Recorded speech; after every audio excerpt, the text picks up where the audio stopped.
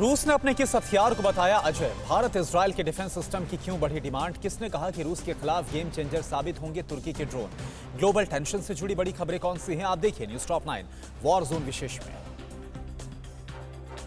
दुनिया में बढ़ते थर्ड वर्ल्ड वॉर की आशंका के बीच रूस ने हाइपरसोनिक मिसाइलों के बड़े पैमाने पर उत्पादन शुरू कर दिया है। पुतिन ने अपने रूसी हाइपरसोनिक मिसाइल जिरकॉन को अजय बताया है। मॉस्को के पास रुतोव में जिरकॉन मिसाइल तैयार किए जा रहे हैं।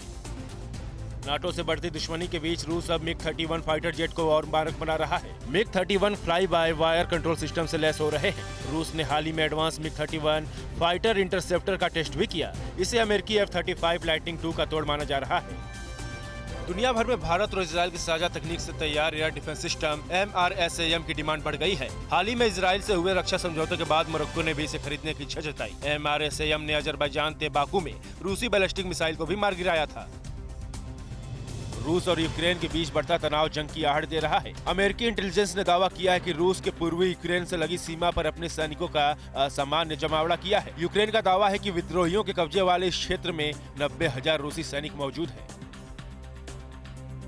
रूस यूक्रेन में जंग हुई तो तुर्की के किलर ड्रोन रूस पर कहर बरपा देंगी। यूक्रेन के पास बैरक्टर TB2 ड्रोन है जो जंग में गेम चेंजर साबित हो सकता है। यही ड्रोन आर्मेनिया में कहर बरपा चुके हैं। यूक्रेन इसका इस्तेमाल विद्रोही ठिकानों को तबाह करने में करता है। रूस ने यूक्रेन पर रूसी सेना के हमले के अमेरिकी दावे को खारिज कर दिया है। रूसी विदेश खुफिया सेवा के निदेशक सरगेई नारिश्किन का आरोप है कि मनगढ़ंत दावे पेश कर अमेरिका यूक्रेन को विद्रोही डोनबास क्षेत्र पर हमले के लिए उकसा रहा है, जबकि रूस का रुख रक्षात्मक है। जापान ने चालबाज चीन और मक्कार उत्तर कोरिया को हद में रहने की चेतावनी दी है। देश की सेना को संबोधित करते हुए PM किशिदा ने दुश्मन को उसके घर में घुसकर मारने का ऐलान किया। उन्होंने कहा कि आत्मरक्षा के लिए जापान दूसरे विकल्पों पर भी विचार कर सकता है।